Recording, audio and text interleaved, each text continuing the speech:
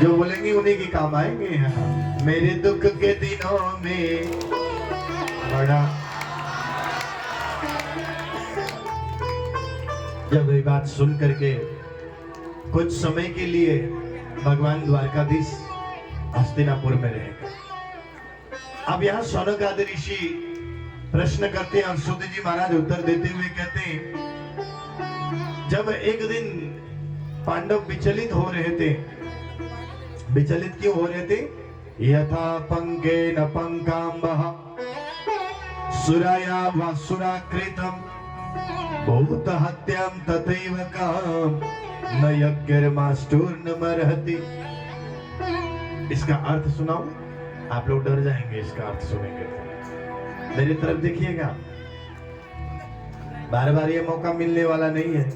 यथा पंके न पंकाम्बः मतलब जैसे चलते चलते पांव अगर कीचड़ में चला जाए और पूरी पांव में कीचड़ ही कीचड़ लग जाए, गंदगी लग जाए, तो उसके पांव धोते हुए वो कीचड़ के ही पानी लेकर के पांव धोएंगे तो क्या पैर साफ होगा?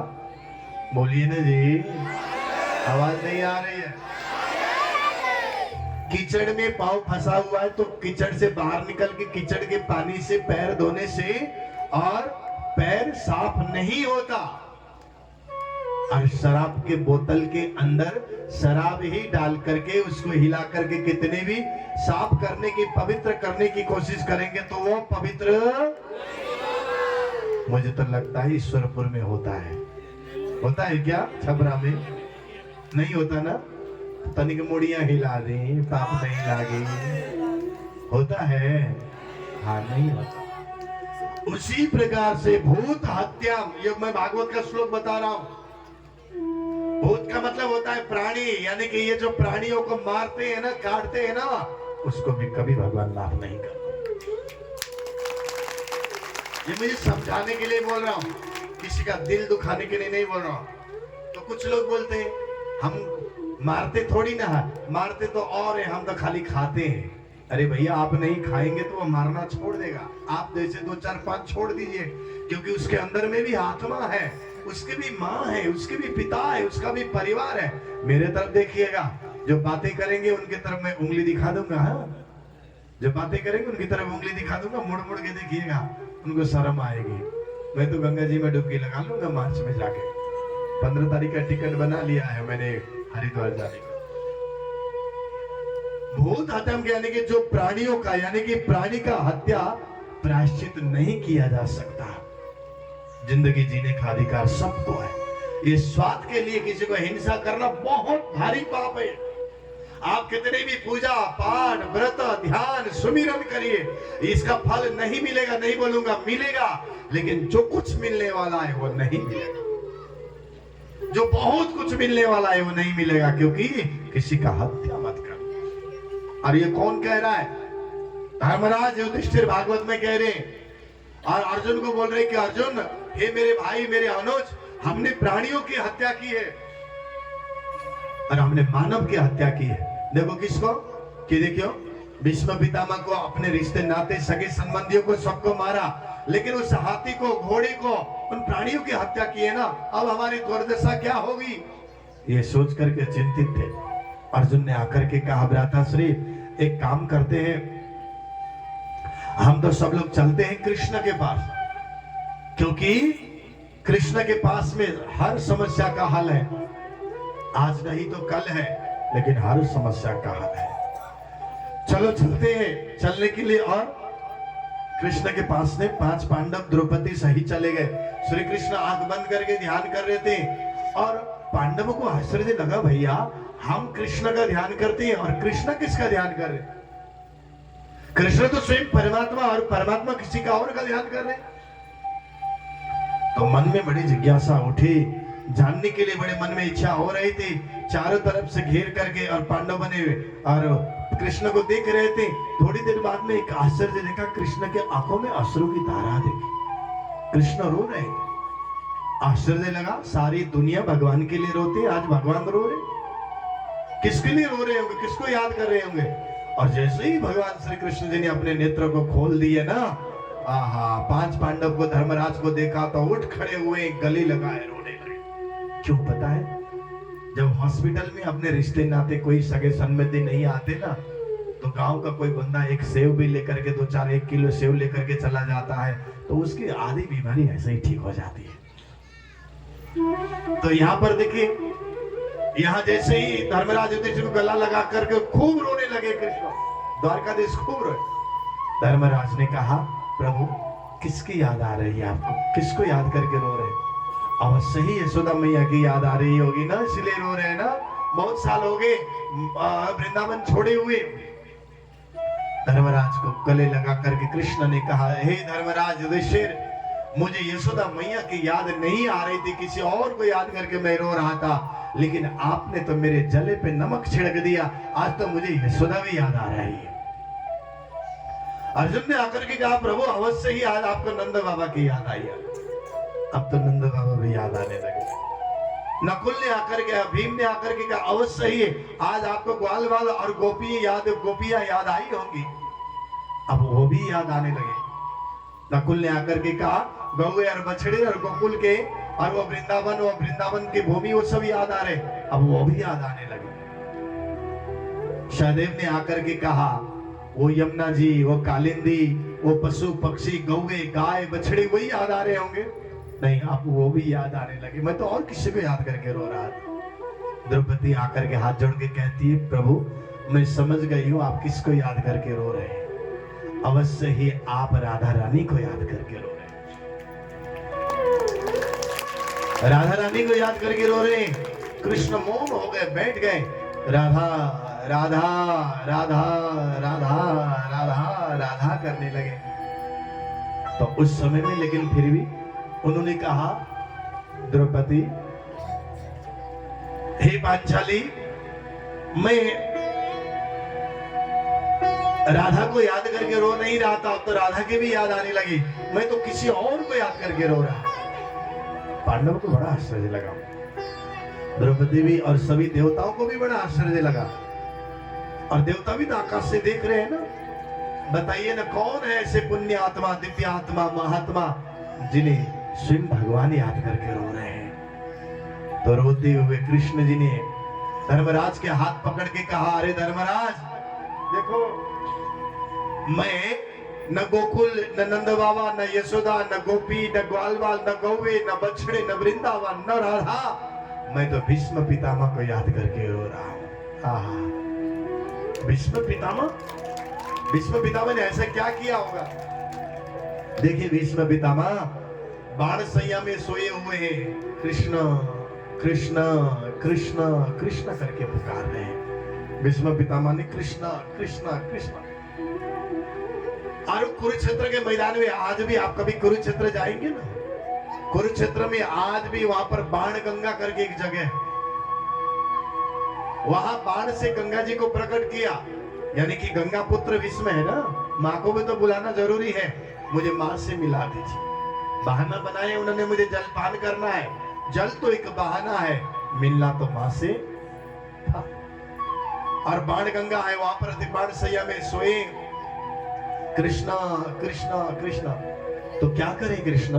पांचों पांडवों ने कहा, कृष्ण चले हम सब मिलते हैं भीष्म पितामह से मिलने के लिए। इन्हीं हाथों से हमने भीष्म पितामह को बाण चलाया, जिनकी उंगली पकड़ के चलना सिखा, और उनको इन्हीं उंगलियों से हमने बाणों से उसको भेद दिया, कष्ट दिया। रोने लगे 5 पांडव। चलो चलते हैं भीष्म पितामह के पास। ब्रह्म मुहूर्त में, सुबह 4 बजे ब्रह्म मुहूर्त में 5 पांडव द्रौपदी सहित, और आगे आगे कृष्ण, पीछे पीछे 5 पांडव, और उनके पीछे भृगु, पुलत्स्य, पुलह, अंगीरा, मारीची, श्री वेदव्यास जी महाराज, पराशर, सुखदेव जी, देवर्षि नारद, देवता, सब देवगण पीछे पीछे, आगे आगे कृष्ण। और जैसे ही पहुंच गए कहा, वहां रणभूमि में जा भीष्म पितामह कृष्ण कृष्ण कृष्ण कर रहे थे। भीष्म पितामह को लगा, ये मैं क्या देख रहा हूं? मुझ जैसे पापी को दर्शन देने के लिए कृष्ण आएंगे? नहीं, ऐसा नहीं हो सकता। और दूर से कृष्ण जी को आते हुए देख, और आकाश में लालिमा छाई हुई है, सूर्य भगवान निकलने वाले हैं, पहले लालिमा है ना, आकाश लाल से आकाश लाल हो रखा है। लेकिन उनको लगा नहीं नहीं ये स्वप्न है। थोड़ा कृष्ण पास में आए तो ऐसे स्वप्न कैसे, मेरी आंखें खुली है, जरा देखे तो हाथ पैर को थोड़ा सा हिलाए तो बाण चूमने लगा, तो आंखों से अश्रु की धारा बर बर बर बर बहने लगी, क्योंकि ये तो निश्चित ही कृष्ण है, ये स्वप्न नहीं है, साक्षात है।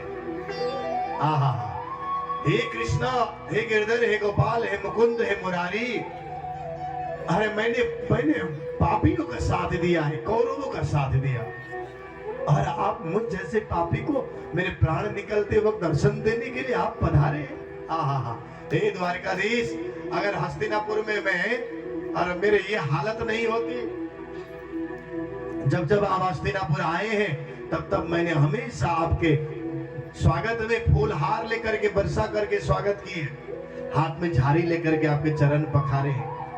लेकिन कृष्ण, आज मैं लाचार हूं, मेरे मन के पुष्प आपके चरणों में है, मेरे अश्रु की धारा आपके चरणों में। आओ आओ, स्वागत करने लगे। दृष्ट्वा निपपतितं भूमौ प्रणेमुः पांडवा विश्वं सानुवः सचक्रिणा। सभी ने प्रणाम, पांडवों ने प्रणाम किया। पांडव क्या आंख मिला पाते है ना? और मनी मन स्तुति करने लगे, प्रार्थना करने लगे। और कृष्ण जी ने कहा ये पांडव है ना, राजधर्म निभा नहीं पा रहे, इसीलिए एक काम करो आप, भीष्म पितामह पांडवों को, पांचों पांडवों को ज्ञान दीजिए। मुस्कुराते हुए भीष्म पितामह कहते, वाह रे वाह कान्हा, सारी दुनिया को ज्ञान देने वाले परमात्मा आप मुझे कह रहे हैं इनको ज्ञान देने के लिए? सूर्य के आगे दिए जलाने से क्या होगा? फिर भी आपके आगे शिरोधार्य करते हुए करके उन्होंने ज्ञान दिया। निवृत्त धर्म, द्विविध धर्म, प्रवृत्ति धर्म, भगवत धर्म, स्त्री धर्म, धर्म का ज्ञान देते देते अंत में उन्होंने कहा, देखो पांडवों, जीवन में 3 बात याद रखना। यहाँ पांडव मतलब हम सभी के लिए कह रहे हैं, जीवन में 3 बातें हमेशा याद रखना। एक, पहले अतिथि घर में आ जाए उसको भगवान की तरह सेवा करना, समझे कि नहीं? भगवान की तरह सेवा करना। और दूसरे, कभी भी शत्रु भी अगर आकर के माफी मांगता है तो उसको माफ करना, लेकिन भरोसा मत कर। तीसरे नंबर में, कभी आंखों के सामने कोई पाप कर रहा हो तो उस पाप को भी मत देखना, पाप करने वालों को भी पाप लगता है, तो खरीद के लेके जाने वाले को और पाप करने वाले को कितना पाप लगेगा देखिएगा। राधे राधे। ये मैं भागवत का प्रसंग बता रहा हूँ, किसी को डराना धमका कोई नहीं, हम तो है ही है उन चीजों में नहीं। पाप करते हुए कोई किसी को काट रहा है, केवल इंसान ही नहीं, चाहे वो पशु हो, मछली हो, बकरी हो, मुर्गे हो, गाय हो, भैंसा हो, किसी को भी काट रहा है, काटते हुए देखना भी पाप लगता है, तो काटने वाले को कितना पाप लगता है वो तो राम जाने। कितना पाप लगे वो तो राम। इतना खोल करके ना मैंने लोगों को बोलते हुए नहीं सुना, क्योंकि डरते हैं कि दोबारा हमें कथा में बुलाएंगे कि नहीं बुलाएंगे, क्योंकि महाराज ऐसे बोल देते हैं तो दोबारा कहीं गांव वाले ना, हमें उस चीज की चिंता नहीं है, बुलाइए, ठीक नहीं बुलाइए, राधे राधे, बहुत बुलाएंगे, है ना? लेकिन मुझे धर्म की बात करना पड़ेगा। एक तो मैं भी ब्राह्मण हूँ, मैं भी ब्राह्मण, उपाध्याय ब्राह्मण हूँ, कौंडिन्य गोत्र है हमारा, ये हमारा धर्म है। व्यासपीठ में बैठे हुए व्यास में केवल कथा करके दक्षिणा लेकर के जाना, ठीक है, दक्षिणा वो नियम है, परंपरा है, लेके जा रहे, आश्रम भी चलाना है, खर्चा भी होता है, तो 2 आश्रम। लेकिन मेरा धर्म, मेरा कर्तव्य है कि आप लोगों को समझाएं, आप लोगों को बताएं, मानिए, है ना? पाप होते हुए देखना भी पाप है। तो हाथ जोड़ करके भीष्म पितामह ने कहा, प्रबल प्रेम के बंधन में बंधकर प्रभु को नियम बदलते देखा, उनकी केवल कृपा दृष्टि से सकल सृष्टि को पलते देखा। और इतना ही नहीं, उनको गोकुल के गौसर में एक कटोरी माखन, उसमें ताजा ताजा माखन, गोपी ने कहा, अरे लाला, हाँ प्रभावती, अरे मधुवंती, मधुमाला क्यों बुला रही हो? अरे ताजा ताजा माखन निकाल करके लेके आई हो लाला। तो फिर क्या किया जाए? लाला एक बार मेरे आंगन में आ जा। आ गए। अब बोल गोपी क्या कर रहे हैं? माखन खाना है? खाना है। तेरे घर में भी तो माखन है। नहीं नहीं गोपी, मुझे तेरे हाथ का माखन खाना है। इतना प्यार करता है? हाँ। और गोपी 30-35 साल की है, कन्हैया 4-5 साल की है। इतना प्यार करता है? हाँ। इतना प्यार करता है तो हमारे कहना मानेगा? गोपी तू प्राण मांग करके देख, तुम्हारे लिए मैं प्राण भी दे दूंगा। कृष्ण कह रहे। अच्छा, प्राण देने की कोई जरूरत नहीं है, क्योंकि तुम ही हमारे प्राण हो। तुम्हारे बिना हम कैसे जिएंगे? तुम तो हमारे प्राण ना दो। फिर क्या करे? अरे गोपी ने कहा एक काम करो, कान्हा सिर पे हाथ रखो। तो सिर पे हाथ रखा, सिर पे हाथ रखे, कमर पे हाथ रखो, कमर पे हाथ रखा। अब मटक मटक करके नाचो, तभी माखन दूंगी। और मटक मटक करके आधी 1 घंटे तक आंगन में नाचते रहते। पसीना पसीना हो गया। बोलते हो गया गोपी, मैं थक गया हूँ एकदम, अब तो माखन दे दे। नहीं थोड़ा और नाच ले यार। तो बाकी छुप छुप करके सब देख रही है। बड़ा अच्छा लग रहा है, पसीने में बड़ा अच्छा लग रहा है। आहा कितना सुंदर लग। दूसरों को सताता है, आज हमने सता दिए। ये प्रेम है। उनको गोकुल के गौसर में 100-100 बार मचलते देखा। मचलते 100-100 बार मचलते देखा। अपना मान भले टल जाए, पर कभी भक्त का मान न टलते देखा। कृष्ण कभी अपने भक्तों का मन टलने नहीं देते। बलि का मतलब किसी को मारना नहीं है। भोग लगाने का मतलब किसी को मारना नहीं है। भोग लगाने का मतलब किसी मंदिर में जाकर किसी को काटना नहीं है। अरे 100 किलो साव चढ़ाइए, संतरे चढ़ाइए, केले चढ़ाइए, हलवा पूरी बना करके बांटिए। किसी को मारना भोग नहीं है, बलि नहीं है। बलि का मतलब होता है शुद्ध भोग लगाना। मिठाइयां चढ़ाइए 50-50 किलो, 100 किलो। जब ऐसा कहा तो महाराज यहाँ श्री कृष्ण जी से अब भीष्म पितामह हाथ जोड़ करके कहते हैं, कृष्णा मेरी एक बेटी है, बेटी के साथ मैं चाहता हूं आपका विवाह।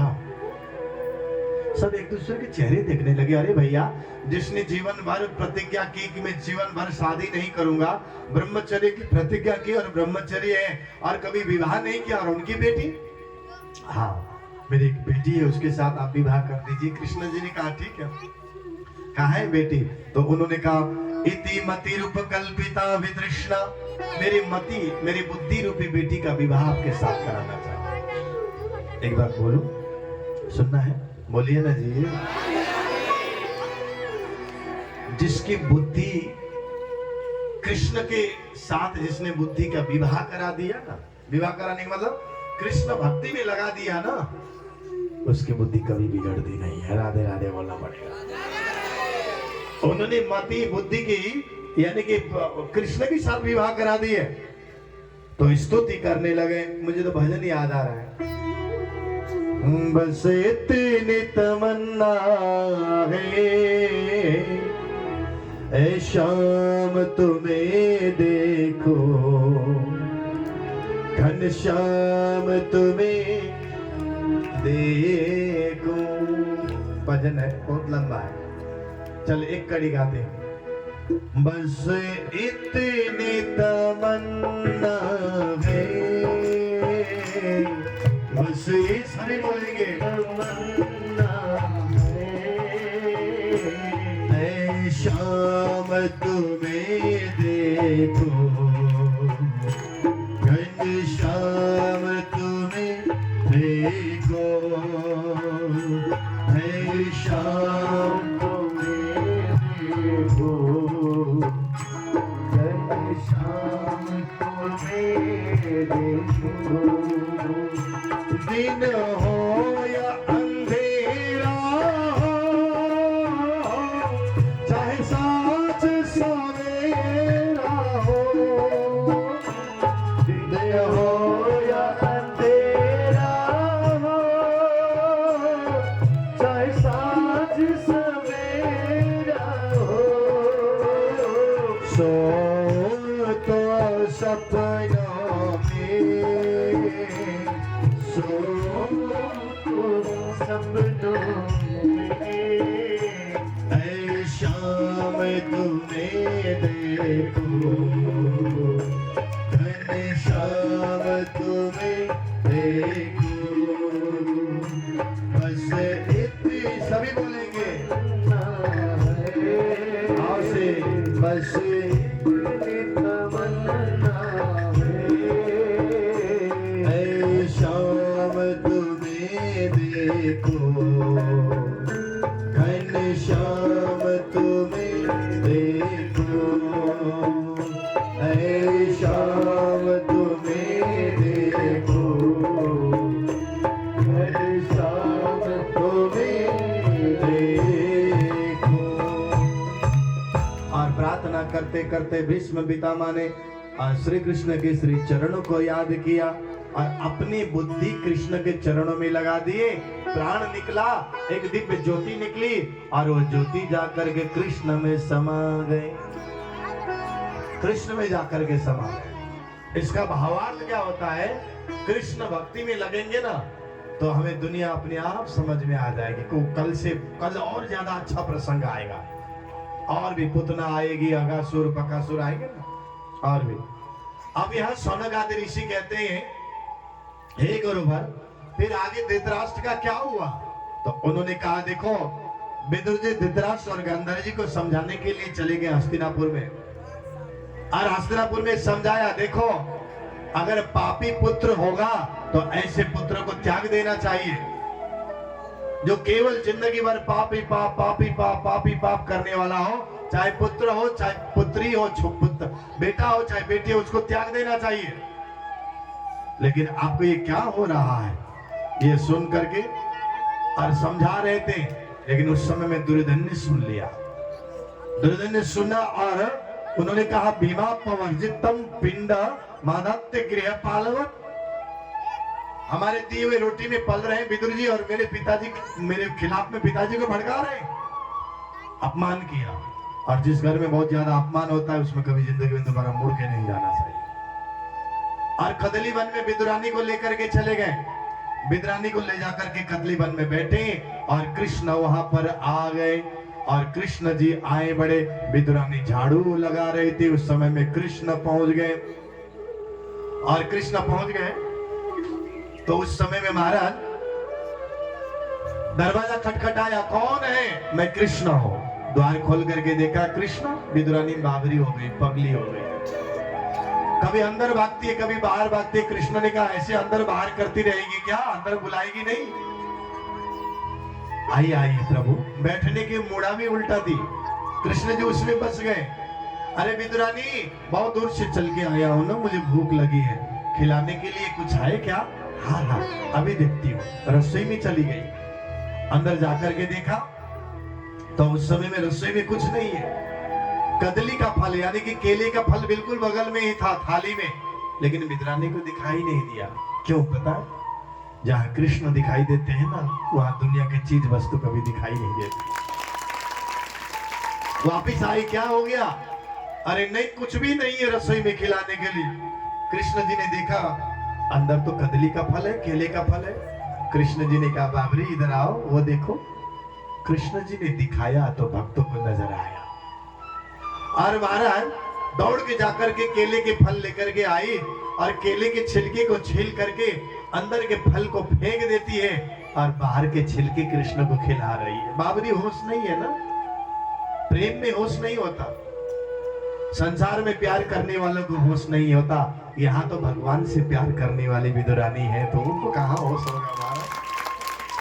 छिलके खिला रही है, छिलके खिलाई जा रही है, और श्री कृष्ण के आंखों से अश्रु की धारा बह रही है, और आराम से भोग लगा रहे। तो हम लोग सभी भजन गाते हैं, तो हम सभी को भजन गाते हैं, वो सभी को भजन याद है, मैं गाऊंगा, आप सभी दोहराएंगे।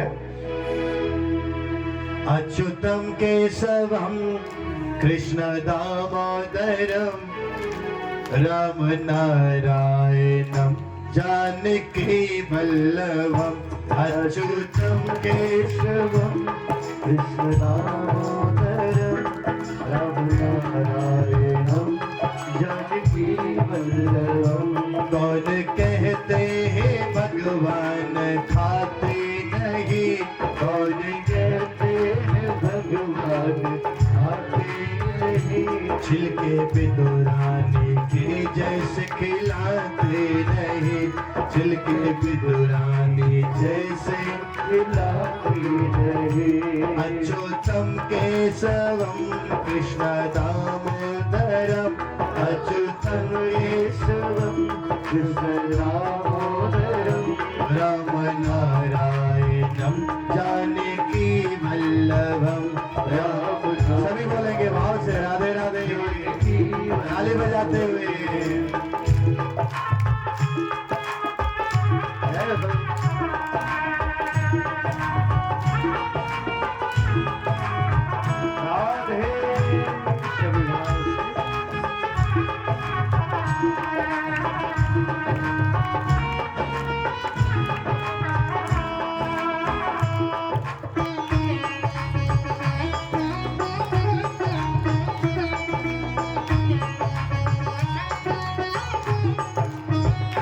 कौन कहते भगवान आते नहीं, कौन कहते, सभी बोलेंगे कोई खाली नहीं बैठेगा, आते नहीं। कौन कहते भगवान आते नहीं, कौन कहते भगवान आते नहीं।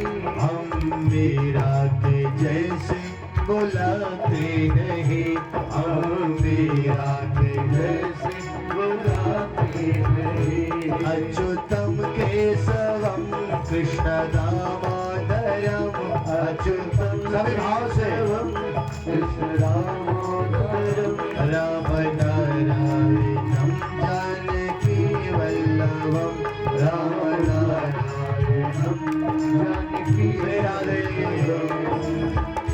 मीठे मीठे ताली बजाते हुए, ताली बजाते बजाते भी आएंगे।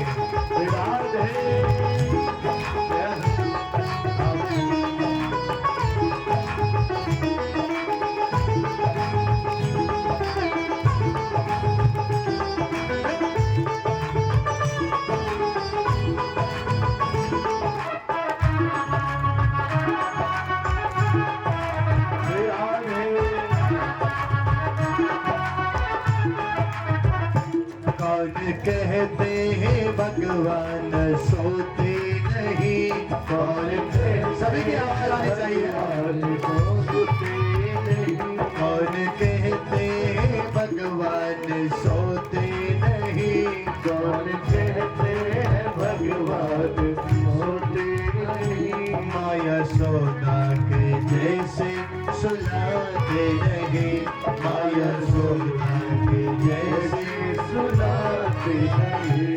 अच्युतम केशवम कृष्ण दामोदरम, अच्युतम केशवम कृष्ण दामोदरम, राम नारायणम जानकी वल्लभम, राम नारायणम जानकी वल्लभम, ओ राम नारायणम जानकी वल्लभम, राम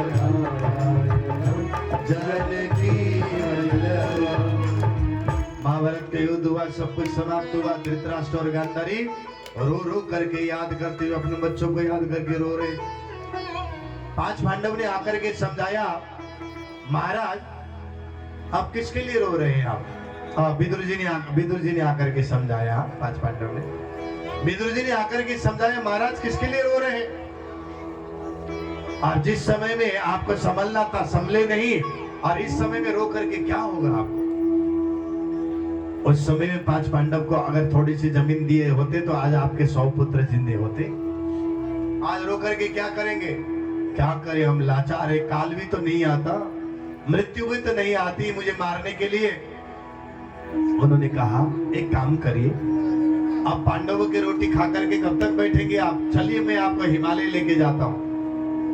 तो महाराज यहाँ विदुर जी की बातें सुन करके गांधारी और धृतराष्ट्र प्रातः ब्रह्म मुहूर्त में हिमालय की ओर चले गए, और हिमालय में जाकर के परमात्मा का भजन करते करते और उन्होंने देह का त्याग किया। तो यहाँ प्रातःकालीन जैसे ही पांच पांडव खोजने के लिए आए तो देखा तो पांच यहाँ धृतराष्ट्र और गांधारी नहीं है, माता पिता नहीं है। रोने लगे। देवर्षि नारद जी ने बताया, कोई नहीं, चिंता मत करना। उसका कारण माता पिता तो परमात्मा का भजन करने के लिए विदुर जी के साथ गए, पता चला तो तब जाकर के शांति हुई। विदुर जी संत हैं, देखो विदुर जी की संगत के कारण आज संत, जो संत मिलते हैं ना, संत ना रोम रोम जब अनंत होता है तब जाकर के संत होता है। जब प्रेम प्रेम अनंत होता है ना तब जाकर के संत होता है। संत होते हैं, संत की संगत करेंगे तो जीवन बेड़ा पार हो जाएगा, है ना। मुझे तो और भी भजन याद आ रहा है, मुझे क्या करे, घड़ी बनाने वाली कंपनी ने घड़ी तो बनाए लेकिन ब्रेक नहीं बनाया। ओ मेरा तार हरे संग जोड़े, ऐसा कोई संत मिले। गांव में अगर संत नहीं होंगे ना तो गांव में पाप बढ़ जाएगा। गांव में अगर कोई संत होंगे, इतना बड़ा मंदिर बना हुआ है तो मंदिर में कोई अगर ऐसा हो, कोई संत को बिठाइए, संत होंगे तो भी धीरे धीरे धीरे गांव धीरे धीरे सुधरता जाएगा, नहीं तो पाप बढ़ता जाएगा। फिर नहीं तो मनमानी चलता रहेगा, धर्म के नाम में और पाप होगा। धीरे धीरे फिर सनातन धर्म, ऐसे पापियों को देख देख करके सनातन धर्म लोग छोड़ देंगे। ऐसा भी कोई धर्म होता है। इसलिए संत होना जरूरी है। और एक गांव कम से कम 2 4 5 गांव में तो एक संत एक होना चाहिए। संतों के प्रति श्रद्धा रखिए और संतों के प्रति हाथ जोड़ गए। अच्छा, ये आइए हम सब मिलकर के एक प्रार्थना करते हैं कि हे हरि, हे परमात्मा, हे कृष्णा, हमें भी ऐसा संत मिले। प्रार्थना करेंगे, करेंगे तो मिल जाएगा, फिर देख लीजिएगा। करना है ना, सभी चाहते हैं ना जीवन में पाप ना हो। तो आइए सभी मिलकर के, हो मेरा तार हरे संग जोड़े, ऐसा कोई संत मिले। मेरा तार हरे संग जोड़े, ऐसा कोई संत मिले। हो मेरा तार हरे संग जोड़े, ऐसा कोई संत मिले। मेरा तार हरे संग जोड़े, ऐसा कोई संत मिले। टूटा तार हुआ दियारा, टूटा तार हुआ दियारा, हरि दिखे ना हरि का द्वारा, हरि दिखे ना हरि के द्वारा। मेरा बिछड़ा, मेरा बिछड़ा भेंट मिलाने, ऐसा कोई संत मिले। मेरा बिछड़ा भेंट मिलाने, ऐसा कोई संत मिले। ओ मेरा तार हरे संग जोड़े। राधे राधे, जय श्री राधे, जय हो।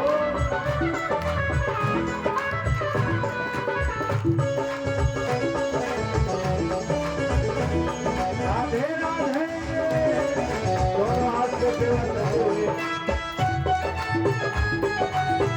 भाव में झूमे हुए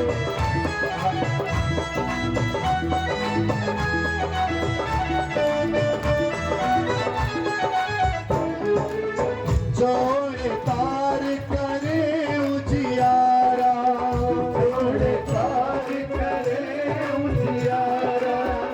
देखिए संत भगवान क्या करते हैं, आपके दिल की तार भगवान के साथ जोड़ देते हैं और जीवन में उजाला हो जाएगा।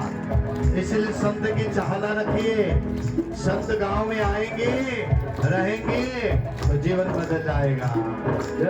जोड़े तार करे उजियारा, जोड़े तार करे उजियारा, अंतर में न रहे अंधियारा, अंतर में न रहे उजियारा। मेरा आत्मा, मेरा आत्मा, मेरा आत्मा रूप लौटाए, ऐसा कोई संत मिले। मेरा आत्मा रूप लौटाए, ऐसा कोई संत मिले। ओ मेरा तार हरि संग जोड़े, ऐसा कोई संत मिले। मेरा तार हरि संग जोड़े, ऐसा। राधे राधे, ऐसे ही दोनों हाथ से ताली बजाते हुए आपकी रेखाएं बदल जाएगी, संत भगवान आएंगे, पुकार करेंगे राधे राधे, दोनों हाथ से झूमते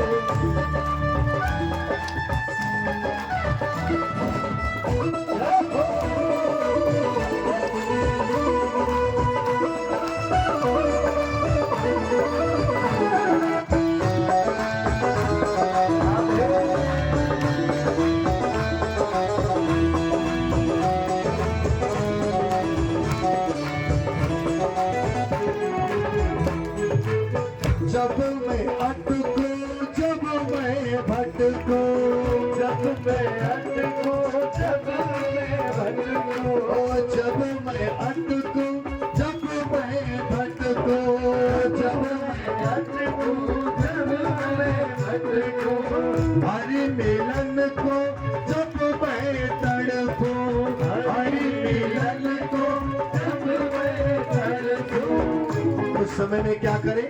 वो संत भगवान मेरा हाथ पकड़ के ओ मेरी बाह पकड़ के मिला दे, ऐसा कोई संत मिले, मेरा बाह पकड़ के मिला दे, ऐसा कोई संत मिले, मेरा तार हरि संग जोड़े, ऐसा कोई संत मिले, मेरा तार हरि संग जोड़े, ऐसा कोई संत मिले, ओ मेरा तार हरि संग जोड़े, ऐसा कोई संत मिले, मेरा तार हरि संग जोड़े, ऐसा कोई संत मिले। राधे राधे, दोनों हाथ से ताली बजाते हुए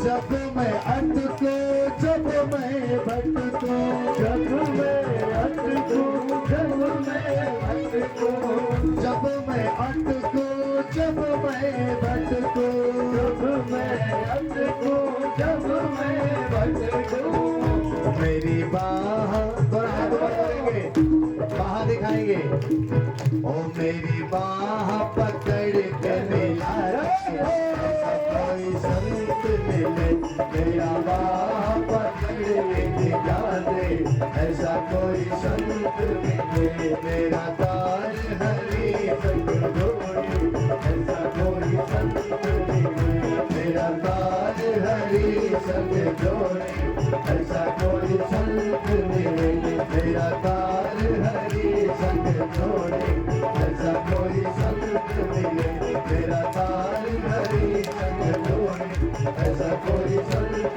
मिले, मेरा तार हरि संग जोड़े, ऐसा कोई संत मिले, ओ मेरा तार हरि संग जोड़े, ऐसा कोई संत मिले, मेरा तार हरि संग जोड़े, ऐसा कोई संत मिले, ओ मेरा तार हरि संग, सभी बोले जोड़े, ऐसा कोई, खाते पीते घर के नहीं लग रहे हैं, ऐसा कोई, आप लोगों ने बोलना छोड़ दिया, ऐसा कोई, देखिए गांव में, मठ में, मंदिर में संत होते हैं ना, तो उससे क्या होता है कि एक वातावरण बदल जाता है। उससे क्या होगा, क्योंकि संत आएंगे, अब इतना सुंदर मंदिर बना हुआ है, कोई संत होंगे तो फिर क्या होगा,